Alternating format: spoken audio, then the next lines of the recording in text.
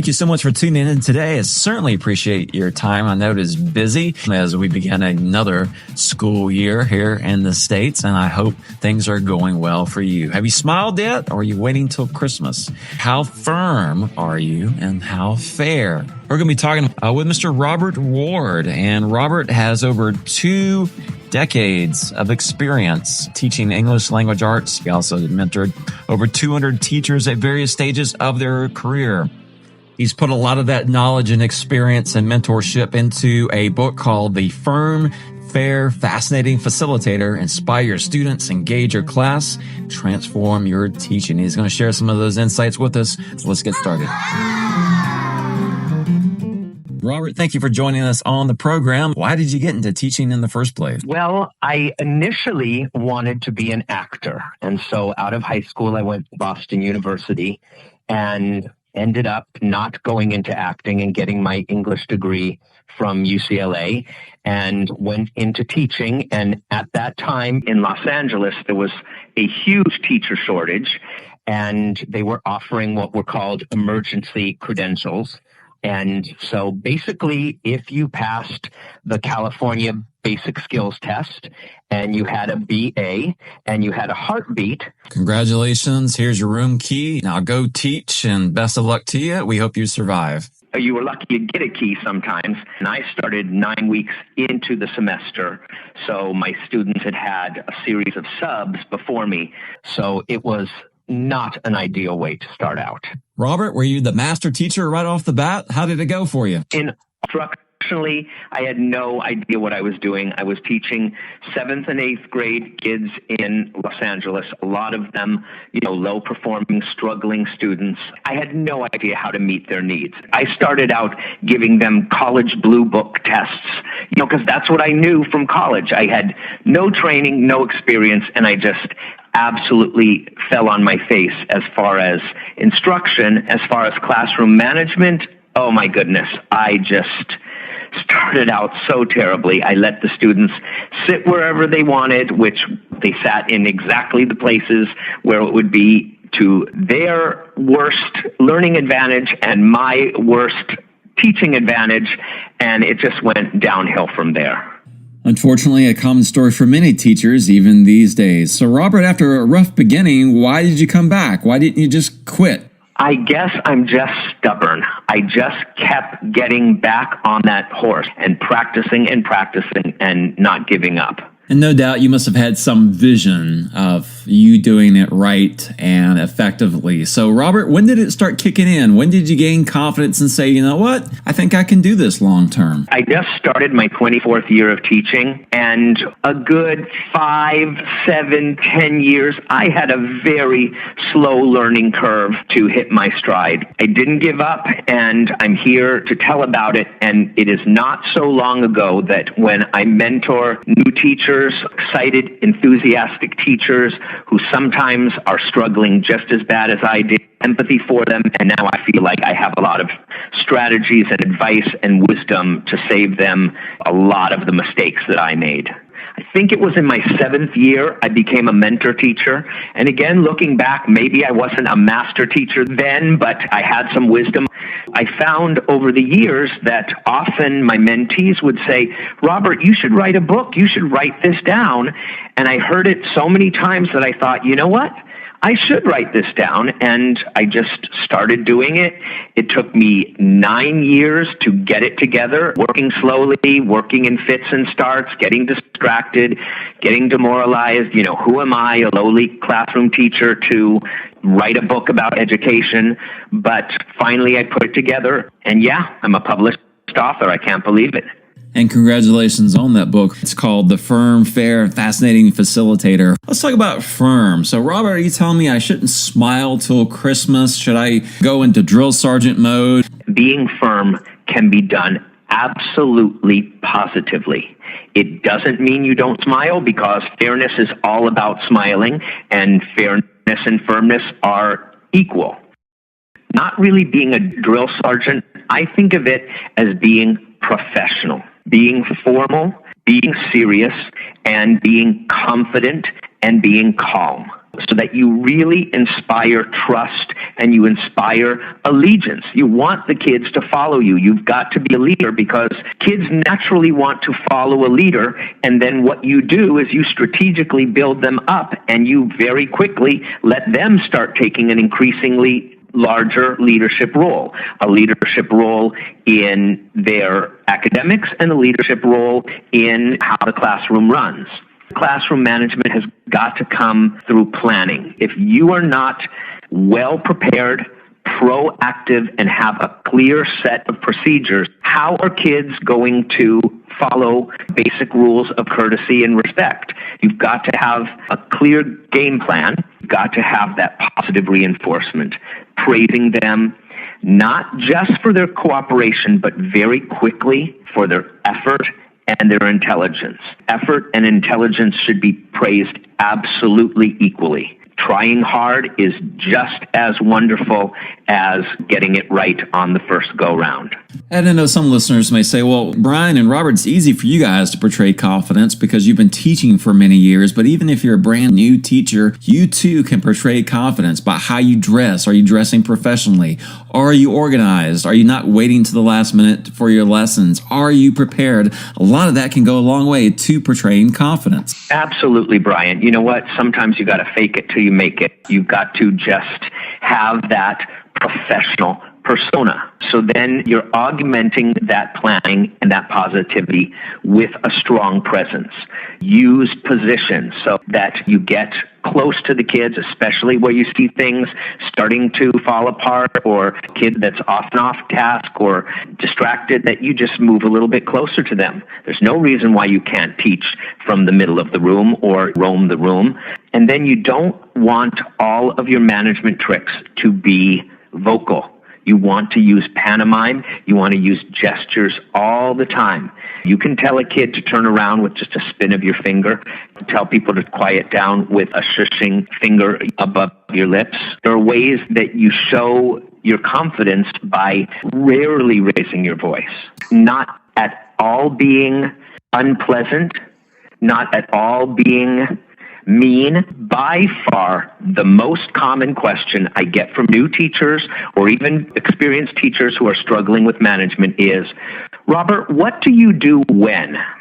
Without consciously thinking about it, they're asking me, so what consequence do you give when a kid gets out of his seat? When a kid is chewing gum and they're not supposed to chew gum? When a kid is wearing a hat and they're not supposed to wear a hat?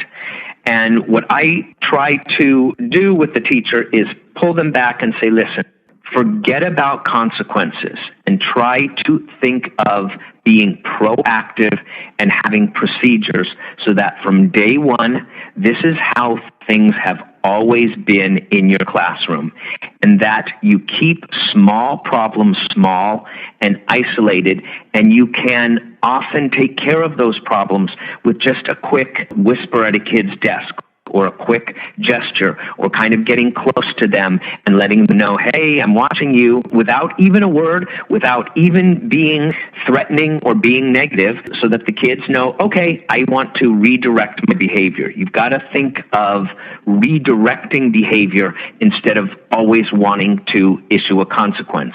Keep things positive and productive.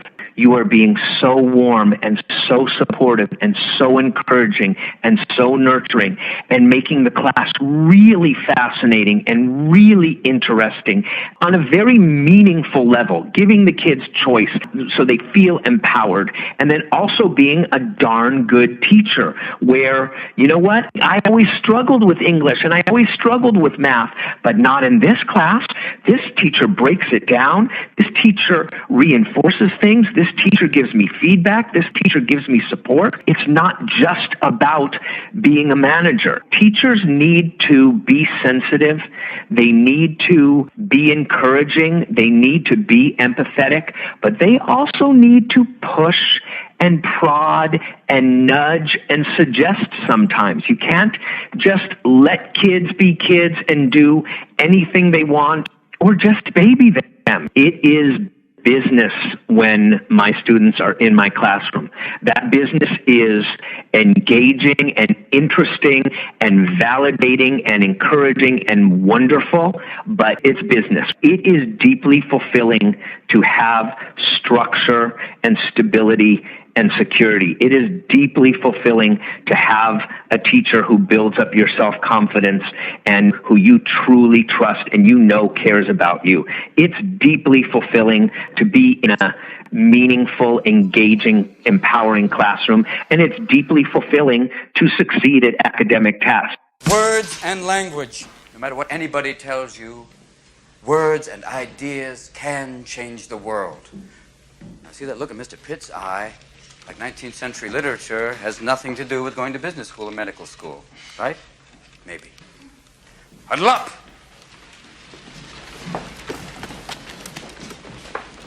The quote from Whitman, "O me, O life of the questions of these recurring, of the endless trains of the faithless, of cities filled with the foolish, what good amid these, O me, O life?" Answer, that you are here, that life exists and identity, that the powerful play goes on and you may contribute a verse. We're going to get into the fascinating facilitator, more instructional part of your book. How do you define fascinating, and why is it important, and why do I need to show it in my classroom? Well, this is the fun part, Brian. This is the passion part of it all that is so important. So I really equally value 4 important facets to teaching and to meeting students' needs, which are the social, the emotional, the soulful. A lot of people don't talk about the soulful element. And then, of course, the academic needs. And all of those are intertwined and really inextricably linked. So talking about the fascinating, that really soulful part of teaching, it's not just about mere entertainment. It's more about bringing a sense of empowerment to your students. And let me just go over some things that bring about empowerment. So tapping into your students' curiosity is so important. Really maintaining and creating a sense of wonder and curiosity in your class is such a wonderful thing to do. Then, of course, incorporating choice into your assignments. Now, it doesn't have to be a free-for-all. It doesn't have to be free reign. Sometimes it's an either-or choice, but even that is empowering to a student. Or you can give them menus of choices so that they feel some kind of autonomy and ownership in their learning. Along with that, empowerment is creativity. When you let students be creative, it really just awakens their passion and their purpose and their drive. And I'm seeing more and more that parents are really responding to this and looking for this in schools and classrooms, that their students and their children have some kind of self-expression and creativity. And then the 4th part of empowerment is when they are building something, constructing things. And that's all about that project-based learning or problem-based learning, where the students are working on something or they're creating something new or they're solving a problem. It really enhances that fascinating, empowering part of their education. It's much more content-based, and me transforming that content, which comes from the standards, and really making it so that kids are engaged and interested and empowered. Because when you do that, that engagement very soon turns to commitment and investment. And that's really when you've got the kids, when they're deeply interested, when they're asking you questions after class, where you hear them talking to their classmates in the hall about school, and when they are researching and finding things out on their own. It's just so beautiful to see that finally they get, some scholarship, and that you've kind of led them to a path where they have a much more deeper knowledge and enriching and expanding their knowledge base instead of just keeping them in the familiar. The familiar is a great place to go to and return to and maybe start, but you constantly want to be pushing the boundaries and constantly wanting to broaden students' horizons. Passion is powerful, Brian. Charisma is contagious. Meaning is magnetic. Kids will respond to it. Now, your passions might not become their passions, but they will respond to it. I'm no big football fan, but to watch a USC football game with my dad is a masterclass in passion. You can't help but be transfixed at what's going on. And that's the kind of passion you need to bring into your classroom. I think most teachers would agree that in order to be truly effective, we have to have that passion and that enthusiasm that makes us fascinating instructors. So, Robert, let's talk about the fourth F, the facilitator. I've been really trying to hone this. So what's the main difference between regular teacher and what I call a facilitator? With a facilitator, instructional input is balanced by an equal exchange of student-generated ideas, insights, and opinions. I am not saying that the teacher completely backs off and doesn't teach and doesn't instruct and there isn't direct instruction. Absolutely. Kids need to learn. It's balanced by an equal exchange of ideas that come from the students. So it's much more interactive. It's much more engaging, and it's just a much more fun and fulfilling way to teach. Great teachers need to take their students beyond what they already know, what they already believe, what they already can do, and what they already think that they're interested in. We want to, as I was saying, push the boundaries and expand students' horizons. We don't have to convince them right away. At first, they might think, oh, gosh, this has nothing to do with me. Why are you talking about sharecropping in the 1930s and the Great Depression? I don't understand this at all. It can be made engaging. And once you take them beyond, you take them below the surface so that they explore and discover new insights and connections to what they had previously known or believed. It's really important to go deep with facilitation. Deep, profound teaching is what a facilitator does, and it really keys into that fascinating part.